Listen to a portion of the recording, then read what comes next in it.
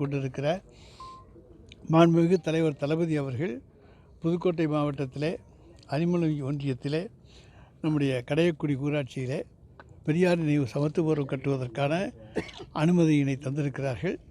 அதற்கான கால்கோள் விழா இன்றைக்கு மிகச் சிறப்பாக நடைபெற்றிருக்கிறது. நிச்சயமாக இங்கே இருக்கக்கூடிய அனைத்து மக்களுக்கும் எல்லா தரப்பினருக்கும் கிடைக்கக்கூடிய சமமாக இருக்கக்கூடிய திராவிட மாடல் ஆட்சியை எடுத்து காட்டுகின்ற வகையிலே இங்கே இந்த பெரியார் நினைவு சமத்துவபுரத்திலே அனைவருக்கும் சம வாய்ப்புகள் வழங்கப்படும். சட்டம் ஒழுங்கு சம்பந்தமாக நீங்கள் ஏற்கனவே பேட்டி கொடுத்துட்டீங்க. இருந்தாலும் தொடர்ந்து எடப்பாடி பழனிசாமி, அண்ணாமலை உள்ளிட்டவர் தொடர்ந்து விமர்சனம் செஞ்சுக்கிட்டே வராங்க. அவங்களுக்கு சொல்லக்கூடிய பதில் என்ன சார்?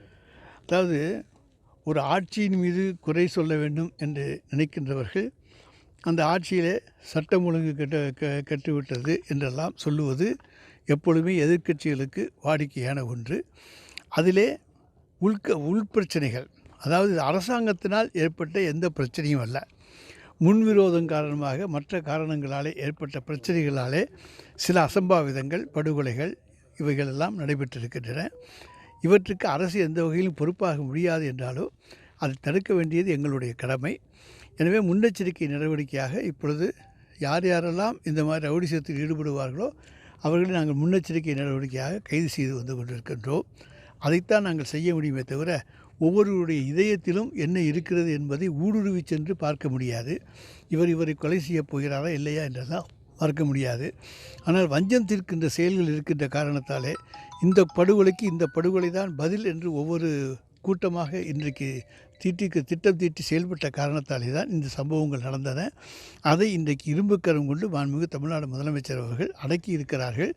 நான் இந்தியாவிலேயே தமிழ்நாடு தான் அமைதி பூங்காவாக திகழ்கிறது என்று சொன்னதற்கு சில பத்திரிகைகள் கூட விமர்சனம் செய்திருக்கின்றன. இந்தியாவிலேயே தமிழகத்தை தவிர வேறு எந்த மாநிலத்திலும் எல்லா சம்பவங்களும் அதிகம்தான், குறைவாக கிடையாது. அப்போ குறைவாக இருக்கிற மாநிலத்தில் தான் அமைதி பூங்கா என்று சொல்வதிலே தவறு கிடையாது.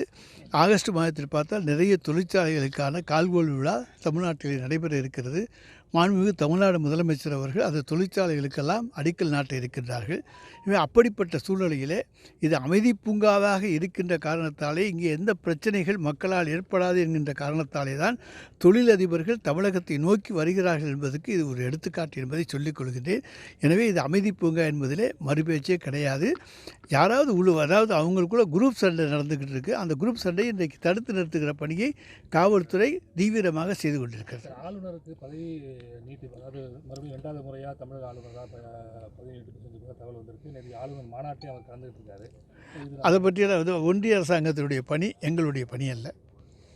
சார், புதுக்கோட்டை புதிய பேருந்து அடிக்கடி விபத்து வந்துகிட்டே இருக்குது. கட்டுமான பணி தொடங்க, அதாவது புதிய பேருந்து நிலையத்தை, அதாவது கட்டுமான பணி தொடங்குவதற்காக அருகிலேயே இடம் பார்க்கப்பட்டிருக்கிறது. அன்றைக்கு கூட போக்குவரத்துறை அமைச்சர் வந்து இடத்தை பார்த்துவிட்டு சென்றிருக்கிறார். அந்த இடம் ஒப்படைக்கப்பட்டவுடன் புதிய பேருந்து நிலையத்தினுடைய பணிகள் துவங்கப்படும். அதுதாங்க விரைவில் துவங்கப்படுங்க. இடம் வேணும், மாற்றிடம். இப்போ பொதுமக்கள் வந்து பேருந்துகள் ஏறுவதற்கு மாற்றிடத்தை தயார் செய்துவிட்டு தான் இந்த இடத்தில் நாம் கை வைக்க முடியும். எனவே மாற்று இடத்தை இப்பொழுது மாநகராட்சி தயார் செய்திருக்கிறது. அந்த தயார் செய்யப்பட்டிருக்கிற இடத்துல நிச்சயமாக அங்கே புதிய பேருந்துகள்லாம் நிறுத்தப்படும். புதிய பேருந்து நிலையம் அதன் பிறகு அதனுடைய பணிகள் துவங்கப்படும்.